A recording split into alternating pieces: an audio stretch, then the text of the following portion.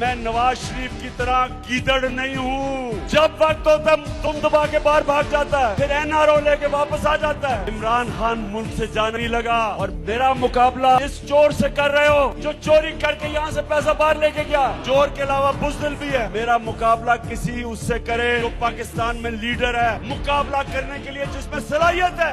اس چور سے نہ کرو۔ میں دنیا میں کہہ رہا ہوں، وہ جو سائفر ہے، جو مراسلہ ہے، اس کے اوپر تفتیش کی جائے۔ امریکہ کے انڈر سیکرٹری لو نے کیا ہمارے ایمبیسڈر کو نہیں کہا تھا کہ عمران خان کو ہٹاؤ عدم اعتماد میں، اور اس نے کیا یہ نہیں کہا تھا اگر عمران خان کو ہٹا دو گے معاف کر دیں گے؟ مطلب یہ کہ عمران خان کو ہٹا کے اسے پالش کرنے والے شہباز شریف کو لے کے آؤ۔ جب بھی سائفر کے اوپر تفتیش ہوگی، ساری قوم کے سامنے آئے گا انہوں نے عمران خان کو اس لیے ہٹایا کہ وہ ان کی غلامی نہیں کرنا چاہتا تھا۔